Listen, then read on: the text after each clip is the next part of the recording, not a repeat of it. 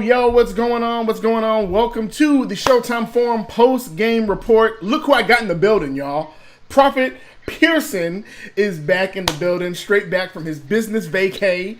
Had to handle his Labor Day business, and I'm so glad that my boy is back, and he's back on the perfect night. There couldn't be a better night for him to be back.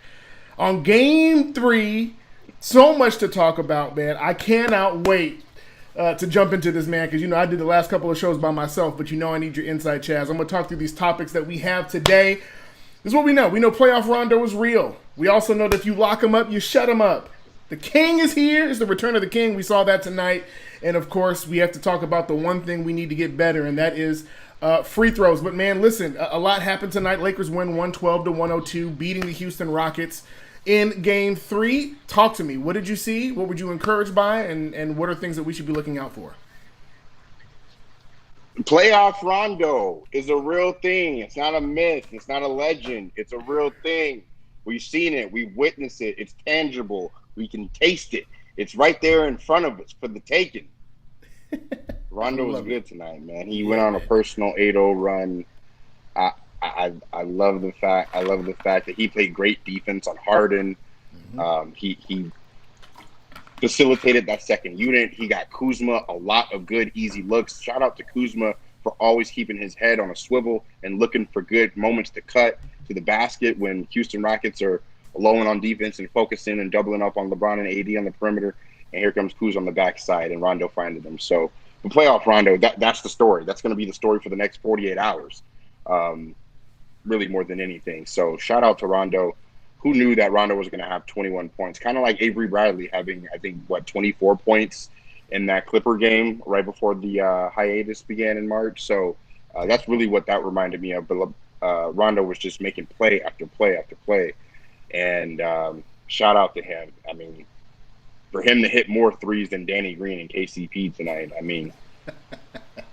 none of us were going to expect that. So, man, that's the story of the night. Yeah, man. As a matter of fact, James Michael on Periscope says playoff Rondo showed up again, shooting with confidence. He's come a long way, and I remember that they talked about this really even during the summer camp before the season started. How Rondo was really becoming like one of their more consistent 3-point shooters during summer camp, and we really didn't see it during the season. He had spurts, but it's really hear that. Yeah, we heard that. Tonight, it felt more consistent, number one, not only because of what he did tonight, but he also was fairly decent from three the last game. So it's almost looking like he's setting up the trend to be consistent. I don't know how long it's going to work, but we do know that they no longer can sag off of Rondo. He's proven that as well. And Blake St. Clair says, playoff Rondo has arrived. And Anakat Mohan says, everyone needs to go get a playoff Rondo jersey. Listen, you may not see this performance from this man again, but tonight you were right, man. And it wasn't just that he was making threes tonight. Of course, he had 21 points, going 3 of 5, but he also was efficient from the field, going 8 of 11 and had 9 assists. You talked about that. Kuzma cutting. He's finding people. He's finding his rhythm. And I have to publicly apologize because there was nobody who was as vehemently against him starting or even playing as many minutes as he did in the first game of this series. And Vogel stuck to his guns, and this is not on the runoff sheet here, but Vogel also made a huge adjustment in the second half by not playing JaVale McGee, who only played 7 minutes tonight. Right, and no Dwight. You haven't seen Dwight in 3 games either. So, shout out to Vogel for making great adjustments, being collaborative with his staff, listening to a head coach with experience as well in Jason Kidd. As well as Lionel Hollins, who's obviously not in the bubble, but having his input remotely, as well as, Miles Simon, as well as I know who Man, you're thinking of. forgot the other guy's I know name. you're thinking of, but I I'm don't too remember him.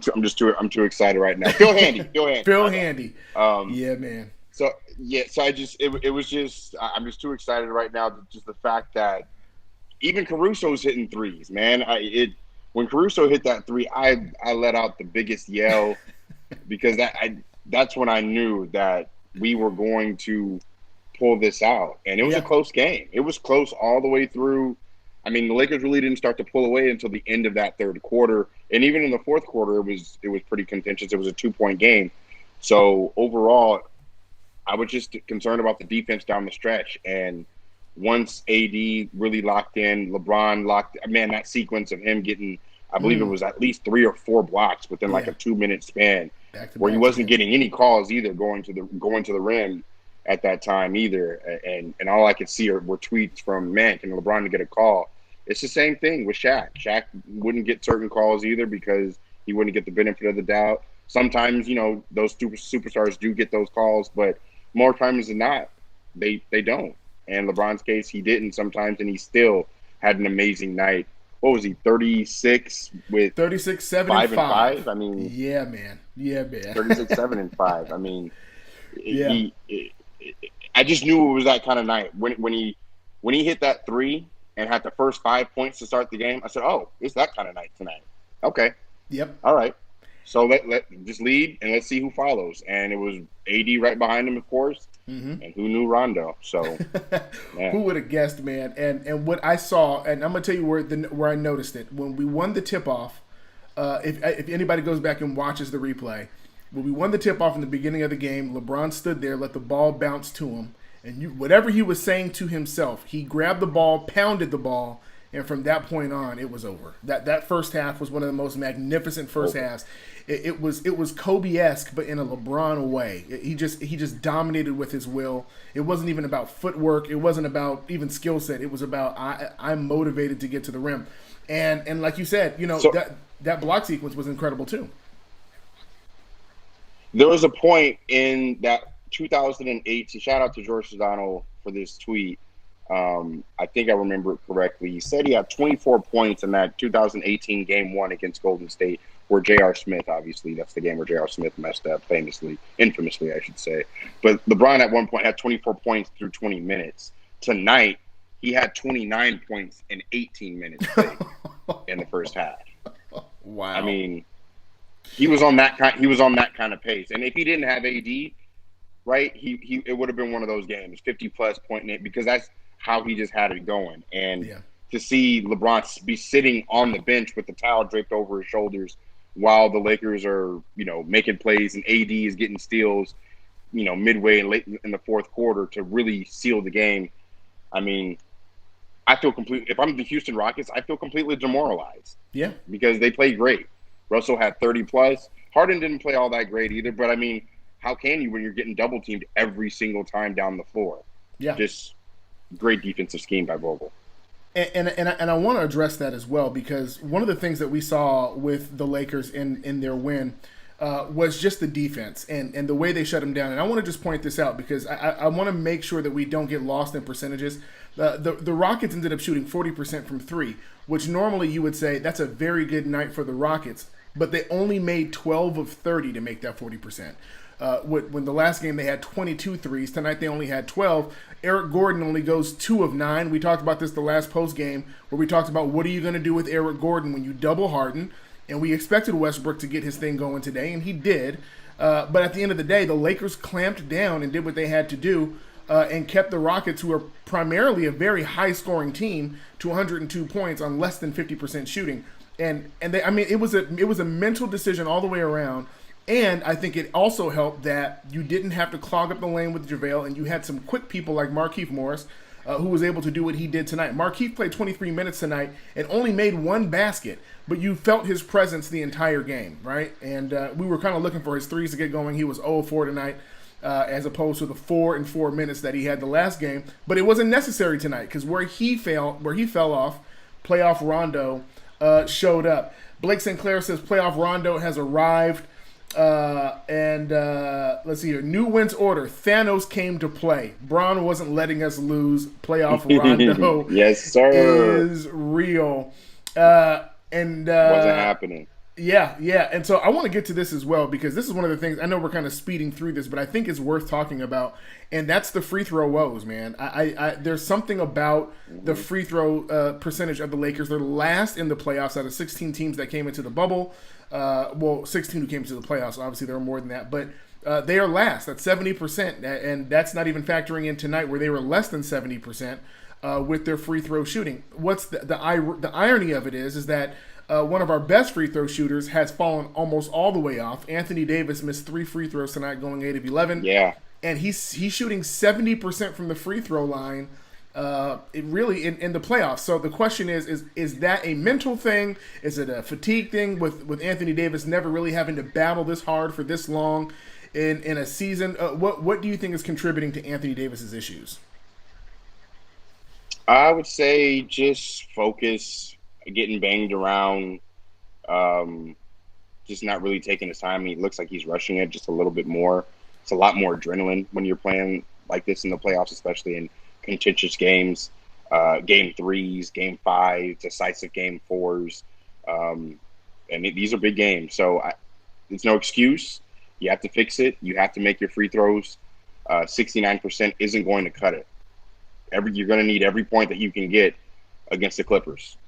You know, both teams are on a collision course right now, literally winning games right after each other, matching up, getting tuned up. Yeah. I mean, the Lakers and the Clippers, you think about it, outside of Miami, who beat the Bucks, who's playing better than the Lakers or the Clippers right now, realistically? Nobody. Right? Man. So you would say Boston is, but you know, they lost 2 games to Toronto in a row, and then obviously you had Miami lose to the Bucks as well. But I think the Lakers and the Clippers are like far and away the best 2 teams. We thought the majority of us have thought that all year long, but yeah, it's pretty apparent now that you have the playoffs going on and you see how deep the roster is. Shout out really quick to Rob Pelinka. Anybody who has ever said anything negative about Rob Pelinka and his ability to put together a positive championship roster after Kawhi Leonard decided to take it up until literally the 11th hour, right? To say that he's going to the Clippers, to still be able to get Danny Green, to still be able to get Rondo, to come up and get Dion Waiters and J.R. Smith and take a gamble on Dwight, which paid off tenfold times. Right. I mean, it's just play to Jared Dudley, to getting the right voices and veterans in the locker room. Yep. I mean, to even pulling off the AD trade to come up with the extra pick swaps. I mean, whatever it took to get the job done, Rob Pelinka has done. And I'm not saying other GMs haven't done that as well, a la, the Clippers. Danny Ainge has done a great job. Sam Presti's done a great job. Masai Ujiri. The list goes on and on. But anybody who has anything negative to say about Rob Pelinka and his ability to put together a roster can kick rocks. I mean, just to show you the versatility of this team, the fact that they could switch in and out, take Dwight out, not even play Dwight or JaVale, and still be able to match up with the Rockets, have enough size to be able to bully them and punish them on the boards. I mean, hats off, man. Absolutely. I can't praise that guy enough. Absolutely. And here's the biggest thing, and you said it just right now. With roster construction, people don't understand that you can't just think about skill set. Obviously, we have a bunch of veterans who have had highlight moments in their career, most of them on the other side of their career. But the chemistry value makes all the difference. Being able to talk to Dwight in a conference in a semi-conference final and turn to him and say, "Listen, man, you're not going to play this. You're not going to play in this series unless we drastically need you." And to see him on the bench being the loudest, the most active, the most encouraging on the bench, turning to JaVale and going, "JaVale, I played you 7 minutes. I'm not going to be able to put you in." And seeing JaVale be the first one out, seeing Dion Waiters, who just injured himself and is trying to get his career back on track, hopping over the wall, man, to meet Caruso and be like, and give him daps, man, like that kind of chemistry. A GM has to think about those things, and he put those things together. And of course, we're missing Avery Bradley on the defensive end, but what we're not missing on any end is the chemistry that's happening on and off the court. And we saw a lot of that Man, tonight, man. I think even with the way, I got something in my hair. Even with the way that the team was responding to LeBron's passes, Rondo's passes, these are things that we were looking for a second ball handler. It's the reason why we brought in a Dion Waiters. But realizing now that Rondo really does have the ability to keep the chemistry going on the court, he's communicating constantly. It makes a difference. Daryl Morris says playoff Rondo is real.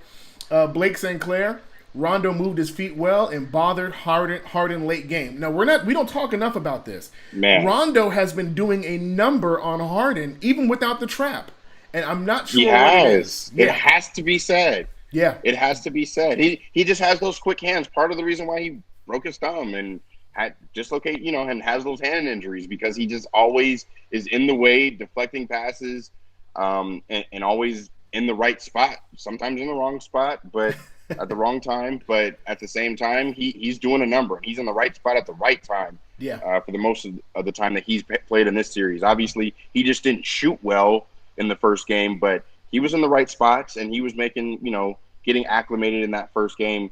Yep. I mean, I'm excited to see what he's going to do in this next game. That's really the key. You smell, if you're the Lakers at this point, if you're LeBron and AD, you smell blood in the water. Yeah. You got a circle at this point. Mm-hmm. So you got your foot on their neck. Do you press down a little bit harder and really squeeze? Yeah. Or do you let up a little bit and have a little bit of mercy? So that's really what this next game 4 is about. It's going to be a battle to the finish. Yeah. And it's going to be a really, really good one. Same thing with this Clippers-Nuggets series. Yep. Both teams playing the best basketball right now.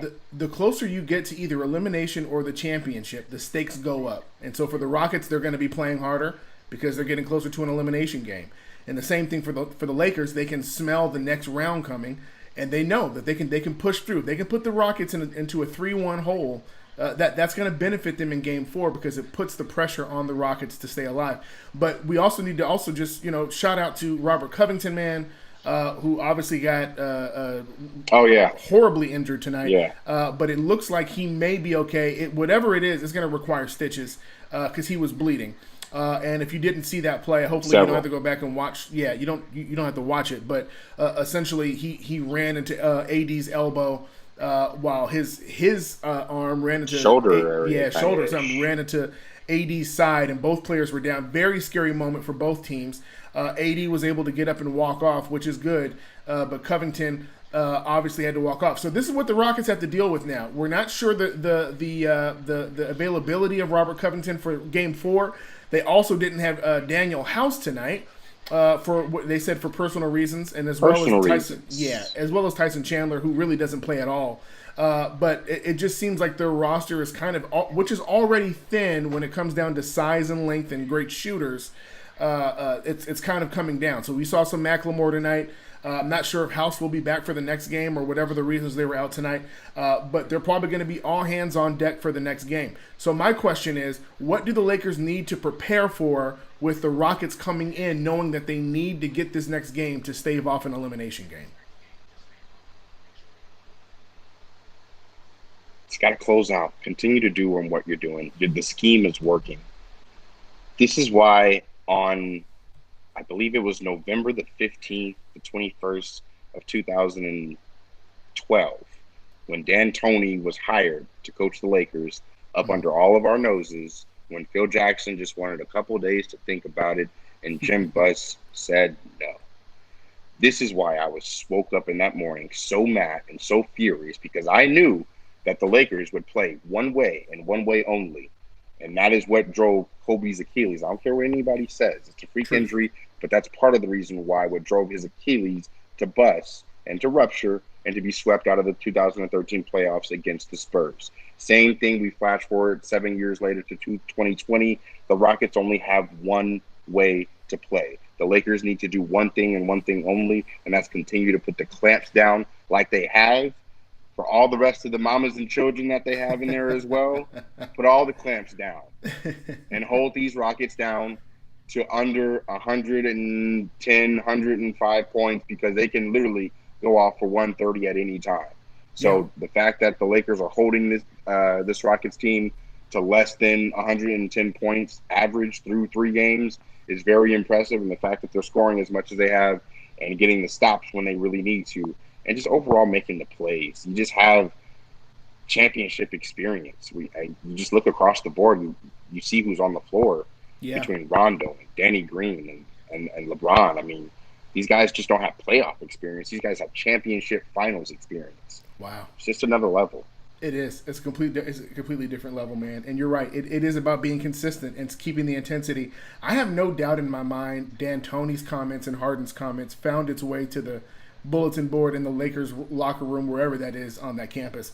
But no doubt. Yeah, you already know that the comment about their confidence is soaring and things like that made a difference in how they approach skyrocketing confidence. And listen, I understand it. You got to gas yourself up. You got to get going. But if they're saying that they get excited when the Lakers play desperate, that may be the reason why they've lost the last 2 games. Is instead of them getting excited, they really should be getting focused. And they were unable to do what they normally do in that second half. And it was great to see. Some of these comments, man, have been great. How is it LeBron is not on the all-defense first or second team? It's a crime. Anakat Mohan, I'm going to tell you the honest-to-God truth.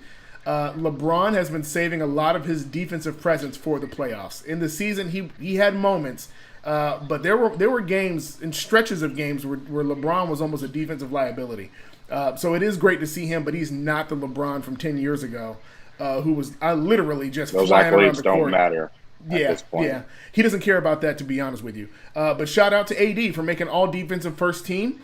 And I think we all kind of felt like he deserved the DPOI, but did not get that.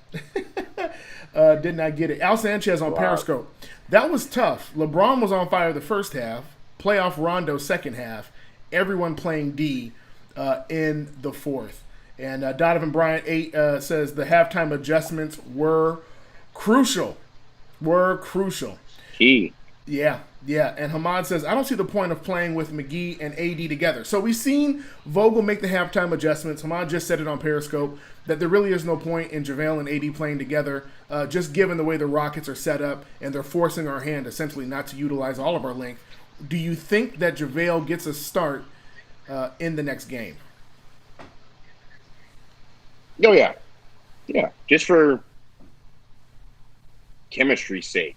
And just familiarity's sake, just start him. Just to if he can jump at the jump ball at the tip and give you the first 6 minutes, just for familiarity's sake, yeah, absolutely. Kuz is playing fine.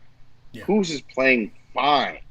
I mean, he's not putting up 20, but he's +7, +12, +9 every single game. Why? Because he's moving his feet. He's cutting to the basket. He knows the plays aren't really going to be called for him. He's still using his footwork and his Phil Handy and his Kobe knowledge that he's gotten to give you the back down, shimmy, shake, baseline fade from time to time. I mean, he's doing work. He's doing work. 14 points, 3 rebounds, a block, a steal, an offensive rebound, a putback. I mean, Rondo is working wonders for him. Same thing with Markieff Morris. Markieff Morris didn't play as well as he did last time, but he still somehow was a +10. Why? Yeah. Because he's getting his body in front of people and not letting anybody just get off threes in front of him and go baseline on him. The whole team, I mean, I'm just looking at we don't have a single player. Not a single Laker is in the minus, in the plus-minus for the game. Not a single Laker. Why? That's insane. How is that? Because everybody played defense. Even JaVale McGee, who played 7 minutes and had 0 points, still a +1. How? He plays defense. So that's just the name of the game for this team and what we hang our hat on. And I'm glad that, Vogel was able to take a 3-year deal when Tyronn Lue said he wanted a 5. There it is, man. And people agree with you, man. Al Sanchez said Kuz was great as well. D100, I think this is D Million, says those 4 blocks from LeBron wasn't by accident. Just saying. So LeBron heard something, man. Here's a stat, man, from our own Showtime Forum Periscope account. Last 2 games combined, Rondo combined is a +35. That's crazy. That's crazy. That is crazy, man. And so yeah, and so once again, man, I don't know. It's really weird with this team, and LeBron kept saying it. We're built different. We're built different. We're built different. And you look at it, and you Built really different, don't. dog. Yeah, you really don't know who's going to stick out on any particular game. Like you said, last game, Markieff Morris made his mark in a matter of minutes, and then today. Or tonight, playoff Rondo shows up in the second, and really the whole game, but the second half he really made a stamp. It's almost like if you're trying to prepare, you can try to do whatever you can to prepare for LeBron and AD, but you really don't know. The next game, KCP could go off, or Danny Green can end up going off. You don't really know because nobody has really shown that trend the whole entire season, so it makes it hard to prepare for the unknown. So I do anticipate that they're going to get up on Rondo to try to mess up his playmaking. And mess up, of course, him being wide open on three. But you know Rondo is going to make the adjustment too. If they start pressing him, he's going to make the right pass, hopefully. And essentially you're going to see wide open lanes for AD, wide open lanes for LeBron. And I think it could be a dangerous blowout next game. I'm not prophesying that. That's your job. But I do believe that there's going to be a much different score next game, and hopefully it'll be the Lakers on the good end. Really quick, before you read that one, really quick. Yeah. Really quick. Look for the Rockets to come out full force. Rockets blazing. Okay? No blowout. No foot on neck. No none of that. We're going to play hard. It's going to be a damn fight. Yeah. It might as well be a fight between PJ and Anthony Davis. The Rockets are literally fighting for their lives because they know if they go down 3-1, it is over. Absolutely really done. There is no coming back 3-1 from LeBron and AD. So game 4 is going to be the most competitive game, I think, of this series. Agreed. Go ahead and read the comment. My bad. And as they should. And here's the thing, you crazy man. What's incredibly weird, but I guess it's kind of paid off, is that we know D'Antoni doesn't really make adjustments. There's really not much he can adjust with, given his roster. And of course, like I just said, we don't know who's going to be playing as far as Covington and House and like that. So I don't know. You know, they're going to come out, they're going to shoot, but if those shots aren't falling, right? If Russ falls back into that place of a slump, you know he's going to be aggressive. You know he's going to do all of that stuff, but that can play right into the Lakers' hands. Because what you want is an aggressive Westbrook who's not shooting well. Because the missing shots doesn't change his aggressiveness. And so we'll see. Justin Stover, man. Tamarino on Twitch says, "What's up, guys? Finally felt like we played bigger tonight. Even with our smaller lineups. Such a luxury to go small with AD at center. And guys like Kuzma and Markieff at the 4. Morris didn't score much tonight, but he brings a noticeable toughness to the floor. Had the highest plus minus on the team." Now, you did say that he was a plus 10. I did not realize it was the highest on the team. That's crazy. And he scored 0 points. Am I not? Somehow. I'm not That's insane. 2 points. He had 4 Wow. rebounds, 2 assists, a steal.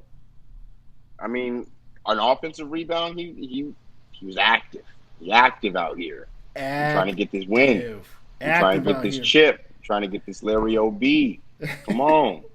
Now, what also should be pointed out, as much as we talk about the Rockets and we talk about their great shooting, as far as field goal percentage, the Lakers and the Clippers are in the top 3. Lakers being number 3, but the Houston Rockets are number 11 in field goal percentage, and so that's something to look out for. Of course, they're tremendous from 3. But they're not even top 10 in field goal percentage in the playoff teams that are currently in the bubble. So it's insane to think about that with a high scoring team like that. But the Lakers rely on their strengths. They know that if they get to the paint, they're going to do damage. LeBron did whatever he was going to do. He shoots wherever he feels like shooting from. It could be the logo. It could be right underneath the rim. Do you think LeBron is going to get more calls next game, or do you think it's going to be the same thing that we saw tonight? Same thing. I don't expect anything to change with the officials. It's going to be a highly contentious game. It's going to be very, very competitive. It's going to go down to the wire.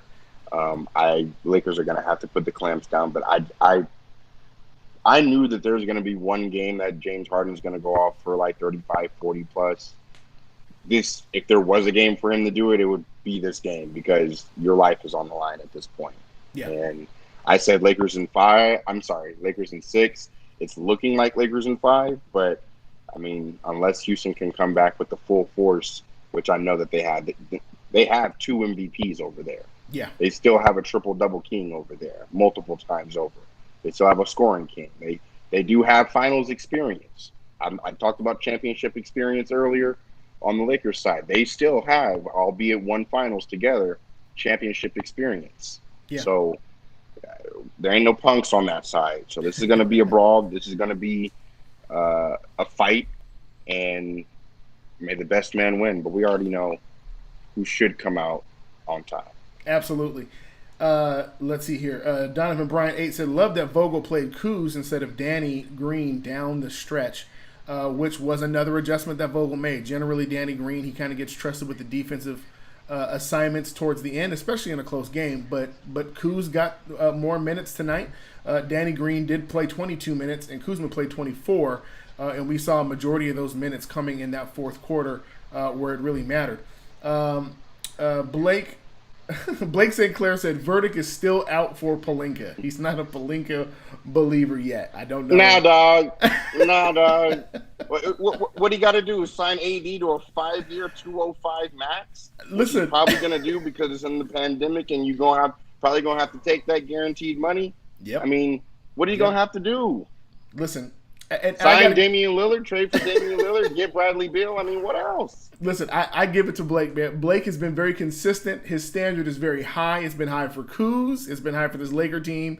He's basically with the same tone with Pelinka, man. It takes a lot to make him a believer. He holds back his affirmation of praise until you have a resume that's strong enough to sway him.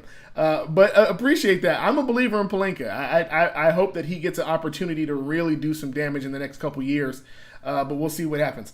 I think Russ is getting on AD's nerves. That's why he's losing all these free throws.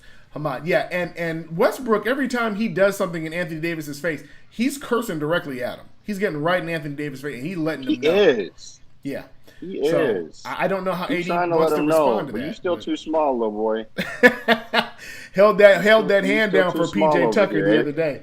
Yeah, man. Yeah, holding that hand down, and he's still giving you that work, still giving you those jumpers. AD, I mean, by his standard, didn't have a great game. Played a lot of minutes, but he was 26, 15, still a plus 6. Had 4 turnovers, 4 fouls. I mean, look for AD to really have a really big game. AD and James Harden, I'm looking to have a huge games. I mean, both could go for 40 plus in this next game. Both are going to play. I mean, AD played 39 minutes. Harden played 38 minutes. Both teams are probably going to play. Both stars, all 4 stars, are probably going to play 40 minutes or more, because this is damn near a closeout game. The series is 2-2 and 3-1 is completely. I mean, it's night and day. Ask the Boston Celtics right now. So it's night and day. Which is funny when you put it that way, because for the Lakers, they got to think about it this way. If you can close out the Rockets, that means you're 8 wins away from the champion, from having that trophy. You're just 8 wins away if you can get past the Rockets. And of course, the 4 after this would probably be the most toughest, depending on how this series shapes out. But the way it's looking on both sides is like you said. That'll be the championship, as far as I'm concerned. Yeah. If we, man. Yeah, because I Clippers just don't Lakers see 7-game series, man. That would be so. Boston's nice. Don't get me wrong. Boston's nice. Boston will give you that work, but that's 6 games, easy. Too young, and not enough experience. Absolutely.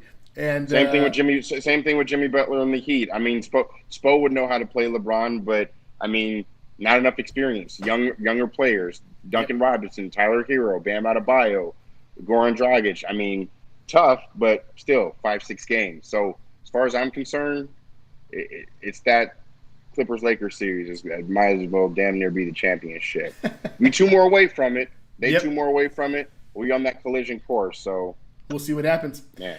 Tonight, King James, your boy LeBron, passed our beloved Derek Fisher tonight with all-time lead in playoff wins with 162. So he did it in a Laker jersey, man. He passed up another Laker beloved great that we consider in Derek Fisher. And LeBron passes another person, man. He's already passed up. I believe he had the most playoff games played and I can't remember who he passed up. I don't know if it was Duncan or somebody, but he passed up somebody else as well. So he's just breaking records almost every time he does a game. It is fantastic to watch. Jason Jeter on Periscope asked this question. I want you to answer this one. How can we get our starting guards, KCP and Danny Green, going? Of course, Danny Green only having 2 points, KCP with 6, going 2 of 6 tonight from 3. They just have to knock down their shots. I mean, the shots come to them. They get open looks. Danny Green had 5 shot attempts, only 3-point attempts, so he wasn't shooting too much. He still only played 22 minutes. But Caldwell Pope, you played 30 minutes tonight, dog, and you took 6 threes. That's a good amount of shots for KCP. I don't know if I want KCP shooting 8 or 10 threes a game. 6 is cool. He made 2 of those, 33%, a little bit below average. KCP is fine. He's doing his thing. Do I want him to make maybe 1 or 2 more? Absolutely. Why not? But I don't want KCP shooting more than that. And Danny Green, obviously, he's going to take them in the flow of things. I would like to see him play better offensively, but somehow he still only scored 2 points and was a +2 in the plus minus. Why? Because he's getting his feet in front of people and not letting people get right by him, going baseline or going middle. So that's the name of the game for this team. They have enough firepower on the offensive end between LeBron and AD. Somebody's going to get off, as you could tell. Last game, it happened to be Rondo, a little bit of Kuz as well. The other game before that, it was KCP. This game, it was clearly Rondo with Kuz as well sprinkled in there. So, I mean, it's by committee. It's by committee. But by this time next year, I think it'll be Kuz. I think Absolutely. It'll be Kuz definitively.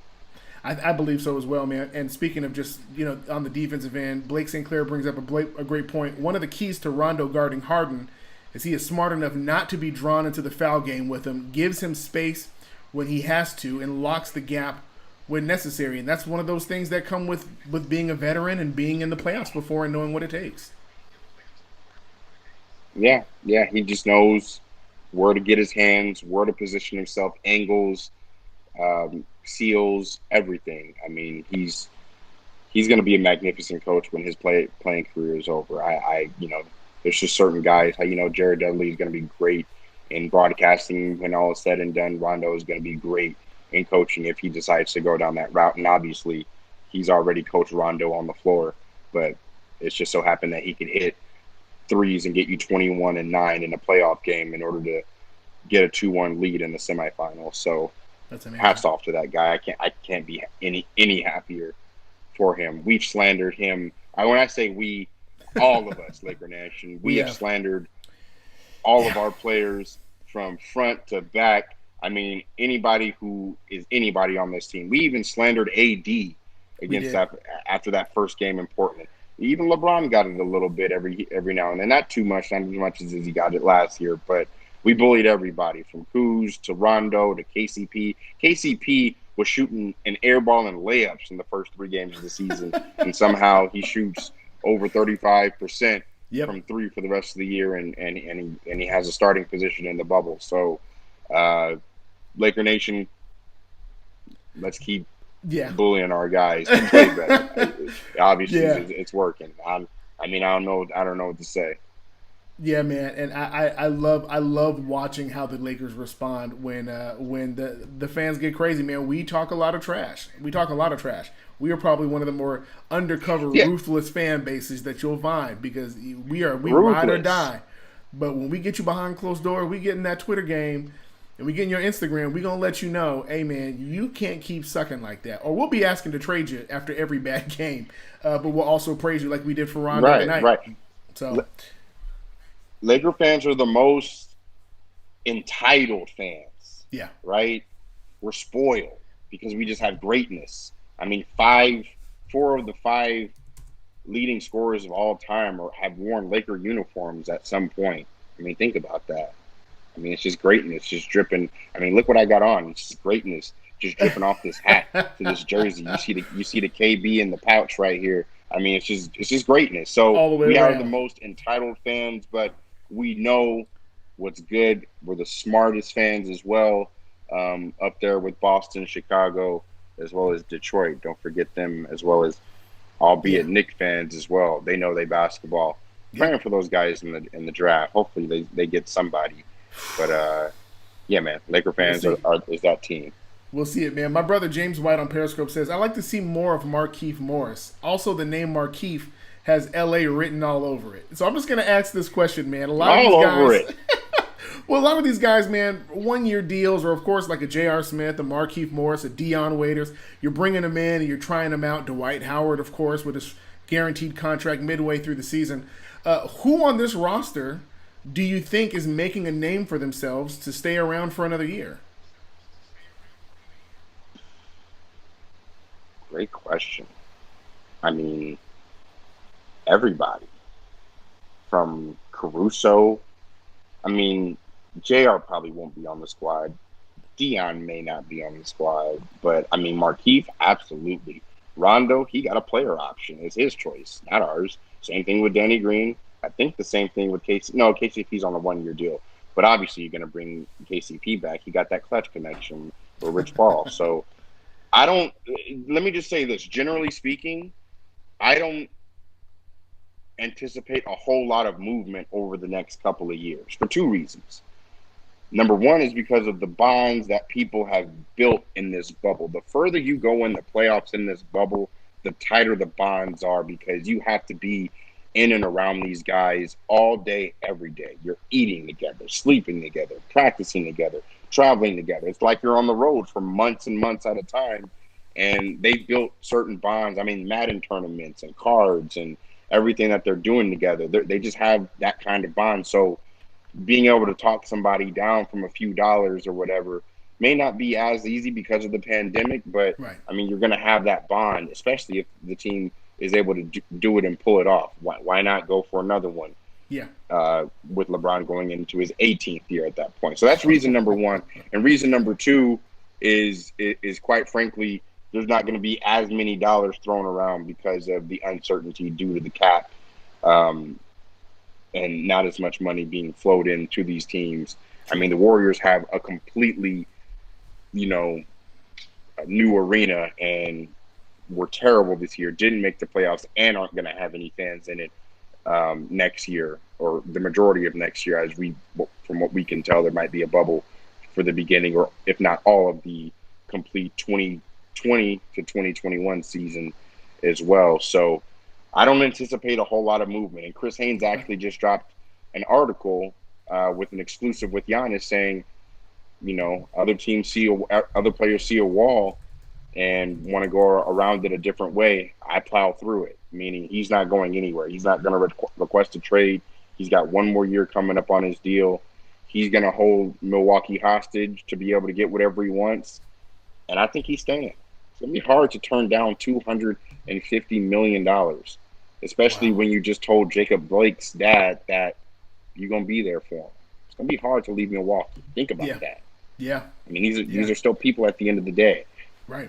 So, I mean, that's real. I mean, the whole team talking to Jacob Blake's dad about the passing and their role in having teams postpone games and boycott games. I mean, that plays a major role. I don't see Giannis going anywhere personally, but hey, I feel it. we've seen crazier things happen, I, obviously. we'll see, man. I don't. I know he ain't coming here. I know that for sure. But we'll see.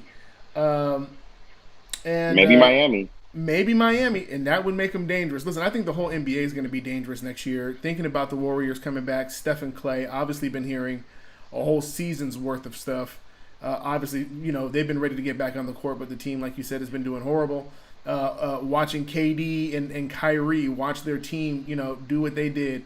Looking at the Oklahoma City Thunder, who just made a coaching change today with parting ways with Billy Donovan. And to be honest, if the Lakers beat the Rockets, D'Antoni is already on a lame dunk contract with the Rockets right now. And so you're probably going to see that be different. So there's going to be a lot of change happening, not just financially and with players, but a lot of coaching movement, as we've already seen. Steve Nash in Brooklyn. You're probably going to see a new coach in Houston. Going to see a new coach with the Thunder. So it's going to be an interesting season next year, and we haven't even figured out, like you said, how we're going to play the season. Nobody knows that just yet. Look for Billy Donovan in Chicago and look for Mike D'Antoni or Ty Lue in New Orleans. in New Orleans. And I've heard Ty Lue in Philly. I've heard about Ty Lue in Philly. So I don't know if that's going to be a thing, but that's the rumor that I've been hearing. Philly as well, but Ty Lue knows Griff very, very well. That's right, because the New Orleans Pelicans let go of their coach. The Sixers let go of their coach. Yeah, and these are a lot of teams that have expectations and things like that. It's very interesting to watch. One thing to point out for Game 4, very, very important. We've been playing 8 o'clock games, but on Game 4 on Thursday, the game is at 4 o'clock, and I believe that's Pacific Standard Time on TNT. So Game 4 is going to be an earlier game for these guys. That's going to make a difference in energy. It's also going to throw off a little bit of their rhythm because they've been used to being the last game of the night, generally on these nights. So we're going to see how that operates with them being in Orlando, having a little bit of an earlier game. 4 o'clock, Game 4. So we're going to push. They're going to push that last game. They're going to push that last game to 6:30. That's a great question. Oh no, they're going to be the only game. No, they're the only game because the Bucks were out. So that makes that's where the issue comes in with is that they have to push it earlier because there are no more Bucks. The Bucks couldn't hold up to their end of the bargain. The MVP couldn't come through. The Defensive Player of the Year couldn't come through. So all of that. But we have the real MVP. Frauds. Absolute frauds, man. Frauds. But like LeBron said, he's like, man, it's better to be holding the Finals MVP than the season MVP. And so his eyes are on the right one as we go. So just got a couple more here that I want to go. Hold on, time out. We really gonna give Giannis the MVP after getting eliminated from the playoffs in the second round on a bum ankle? I mean, we like that's gonna be his picture with the boot. He can have the boot and the like. Come on, man. I don't know. All right. I've always been an advocate that the MVP should be reserved until the postseason. After the postseason, I think that is included in your body of work. I think it's a waste to give an award to somebody who was great during the regular season, and the regular season's supposed to be about the championship, and they can't get there. James Harden has won. Russell Westbrook has won. These are guys who just haven't won a championship, as opposed to like a LeBron and a Kobe who deserved way more MVPs than what they got. He's going to be that's going to be the worst acceptance speech. He's just going to be so pissed. I mean, if he's going to be sitting there with his MVP trophy and all of his family. I mean, yeah, he's going to be happy he won the MVP, but he's going to be mad because his ankle's all messed up and he got bounced out of the playoffs. Yep. Can't even get to the finals. Can't even taste what championship experience is like yet. I mean, it's got to be tough, man.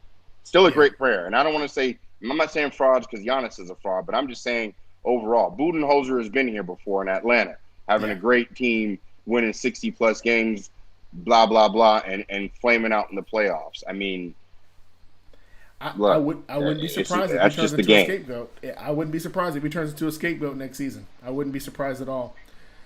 I'm trying to go through all these comments and see who else is here. Leonard Buchanan, Westbrook played okay, but he is lacking. He is lacking mentally. And somebody else pointed out that if Westbrook hits 1-3, he curses out the entire court. Just let him talk.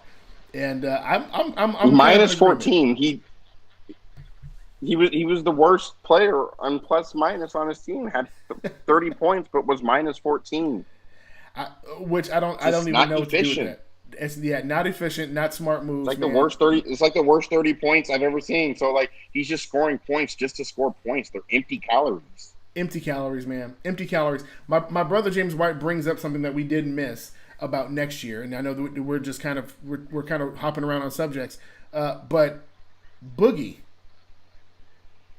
Cousins, is that somebody that you bring back?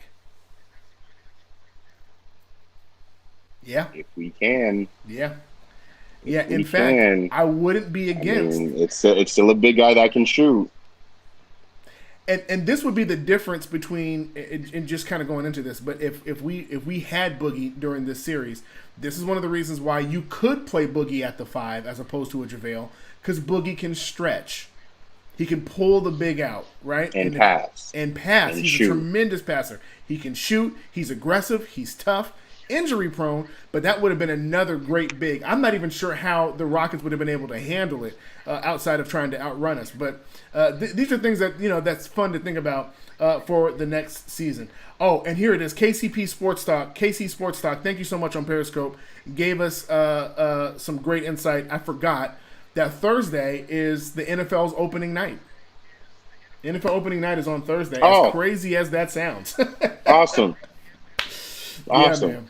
Oh, man, what a great day. I'm looking for, man, a 3-1 lead and Patrick Mahomes and Deshaun Watson getting busy on fresh off a $160 million contract. Let's get it. It's going to be great. Our brother Chris Camello, man, your partner in crime on the Showtime Forum podcast, says, sounds great, guys. Just throwing a shout out. He says, Dirk won it in 07 when Golden State beat him and the Mavs. And we remember that. So Dirk won the MVP. And MVPs is just always weird, man. It's always weird. It's a regular season award, is what D Million says. Great point, Chris. Yeah, it's a great thing. And so Mo says Ron Artest would have slapped the crap out of him, and I'm assuming he's talking about Westbrook. I think Meta World Peace had changed his mind. He changed his heart by the time he got over here. But with all that said, we already saw what Meta World Peace did to James Harden with his elbow. So never forget. One thing to think about as well, something that happened before the game, James Harden was hit with the technical for the way he inadvertently hit Anthony Davis in the jaw on one of the plays. And then, of course, if you didn't see that, Anthony Davis got hit with an off-court flagrant foul. They went back and reviewed the tape, and when he was driving to the hole, inadvertently hit Jeff Green in the midsection. And so they gave Anthony Davis a flagrant, which is something to think about, because if I'm not mistaken, you're only allowed a certain amount of flagrants. If maybe I'm thinking about this differently, or maybe I'm thinking about this wrong. But it is right. I don't think about. he's anywhere near. Yeah, I believe you're. Man, with the hiatus, did they wipe away all the technical fouls and you just start anew, or I don't know. I would hope That's so. A good question. The rule does exist. You only get, I believe it was 15 technical fouls for the season, and then including the postseason. So, it resets in the postseason, but certain amount. And same thing that happened with was that Draymond Green in the 2016 finals. Yep. So and they ended up losing to LeBron, as a matter of fact, to LeBron. And so So with all that said, man, it was a great win today. Once again, Lakers winning 112-102 against the Houston Rockets. Some great stats that came out just a minute ago that I did not see earlier. I believe I have to go back here and look at it, but it looks like the Rockets scored 64 points, I believe, in the first half, and only 38 in the second, if I'm reading that correctly. So obviously the Lakers made the adjustments at halftime. Clamped down. My boy James White says, I cannot wait to tear the city of Houston up. He's out here in Houston with me when we close them out in 5. He texts me all the time about Lakers stuff, and we feel like the only ones out here. There's a lot of them, but they're closet. They don't want to talk about it. But we proudly wear our Lakers stuff out here. I hope I'm wrong. I hope I'm wrong. I hope I'm wrong. But Houston is not going to go down without a fight. They are going to come full force. Laker Nation, buckle your seatbelts. Game 4 is going to be Ali Frazier. Insane, especially with that back and forth. Especially with that earlier time too. That's gonna make a ton of difference. I'm telling you, in energy and the whole nine. James Michael gives us some great insight as well. 4 flagrants in the playoffs equals a 1-game suspension. So that's the idea now. So Anthony Davis is 3 flagrants away. I can't see him getting 3 flagrants in the next 10 wins or whatever. How many games is going to take? Shout out to Anthony Davis for staying in the game when he got his side hit with Covington. That's typically, we've all been watching Anthony Davis play forever. Yeah. Any kind of nick, he normally goes back to the back or gets kind of even looked at, even if it's, even if he's not out for the game. Didn't even really go to the bench, just stayed on the sideline, kept rubbing his side, got some work in, stayed in the game, finished the game, hit clutch free throws down the stretch, and secured the win. So shout out to AD for that as well. Yep. And one thing that we didn't really notice because of all the stuff that was going on, especially with the AD thing, Jeff Green played the entire fourth. Eric Gordon played 11 minutes and 29 seconds of the fourth. That's Mm. huge. That's huge in coaching. Once again, D'Antoni not making the Tired. adjustments. Tired. Trying to keep Tired, up. man. Just running your guys down into the ground. Yeah, it's all you got. I mean, damn. Super horrible, man. Super horrible. But this is one thing that's going to make us excited when we sleep tonight. Houston shot over 40% from three. We talked about that. 22 threes last game, 12 threes this game, and they've lost both games. So obviously, the 3-point barrage and attack, even when they have a bunch, even versus when they only have 12, it doesn't necessarily equal a win against the Lakers as it would other teams. And so it's great to see that. And I'm gonna keep our eye out for Covington, hoping that everything is okay with Covington. Still haven't. I'm looking through Twitter right now to see if I've seen anything, but have not seen a thing there. So, with that said, man, this is gonna be it's gonna be an exciting series. And Chaz, I guess this is the end of the live show. But the question would be, as we get ready for this game 4, you've already told us that we have to get ready. For them to come out with the barrage. They're going to come out. They're going to be doing their thing. I guess my question would be the same question I ask you almost every time. When would be a good time to get nervous when we're watching this next game? What things should we look at and not be too perplexed by? And then what things should we look at and go, okay, that's going to be a problem by the end of the game? Don't be perplexed by the amount of threes that Houston hits in the first half or even late into the game as well. You should be on alert late in the game, game 4, big plays down the stretch. Mind you, ask Boston right now. Ask even Miami, who took care of business finally. But they were that close if they didn't pull out the game tonight to having to go into the game 6. 2-2 versus 3-1 is night and day. So in a close game 4, the Rockets are going to be scratching and clawing everything that they can to be able to get the 2-2 because it's a whole new series at that point. Yeah. It's just a 3-game series. Yeah. But if the Lakers can get that 3-1 difference, then that's all that needs to happen. So don't be perplexed by the amount of threes and the barrages that come from the Rockets in the beginning of the game or even late in the game. But also take a look at how effective AD is on the post, as well as how Danny Green, KCP, and Rondo are affecting the perimeter at the same time. If those things are happening in our favor, those 50-50 balls as well that D'Antoni was pissed about, that the Lakers just kept coming up with every single time, if that's going our way, don't be afraid. But if it's starting to go the other way, that's when the causes concern. Like I said, 3-1 and 2-2 is night and day. Sun, moon, and stars versus rain, sleet, and hail. So I love it, man. I love that. That's a great analysis. And you talked about even the 50-50 balls. Just one moment tonight that really made me go crazy for Kuz. There was it looked like it was going to be a dead ball. Came off of Harden, was going across the court. Kuzma chases down the ball, saves the ball, and chases the ball. Yes. I was so mad that he didn't shoot it because he deserved that possession solely himself, and we didn't get anything out of it. But still, great hustle. Absolutely great hustle. A couple of updates from Mike Trudell, Lakers reporter on Twitter, from Anthony Davis on Rajon Rondo. I experienced it firsthand in New Orleans. Playoff Rondo is real. His intensity picks up. He's shooting the ball really well, making the right passes. His IQ is on another level. We have the two best IQ guys in the game, him and LeBron. And Anthony Davis has seen it from a whole different perspective, and it's good to see it. AD also said that he's fine after taking that shot from Robert Covington, but apparently there has not been an update anywhere on Robert Covington, so we don't know what's happening there. We'll hear about it tomorrow. Yeah, we'll hear about it tomorrow. But what we do know is that AD said he is fine, and that's what is going to make us breathe easier tonight, man. So that's it, man. We appreciate you guys. I didn't have a chance to get to all the questions tonight. But I promise you, if you guys come back the next game, we'll be able to kind of get that thing going. So that's it, man. Any shout-outs? You want to shout out the podcast? Anything else that's coming up for you? Shout out the Showtime Forum podcast with me and Chris Camello. We're doing another episode, I believe, at the end of the week.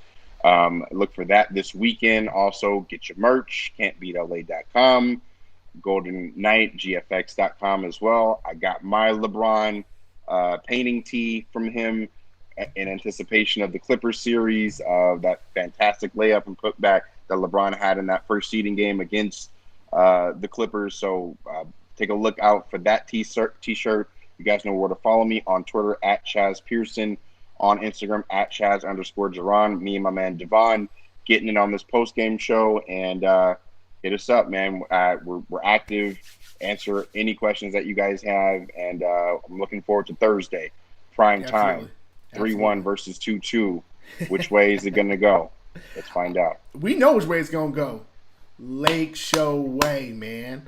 Lock them up, shut them down. That's what we got to do, man. So excited, man. I can't wait for Thursday. And I'm grateful. You guys hop on in. Once again, Chaz just said it. Hit us on the social media networks. You can hit us on Instagram or Twitter. And we want to continue the conversation with you. We want to hear your thoughts, hear your opinions, what things could happen, what things need to be better. But until then, exciting win. Up 2-1 on the Houston Rockets. And just a couple of wins away from hitting the conference finals. And I can't wait. Excited to see you guys on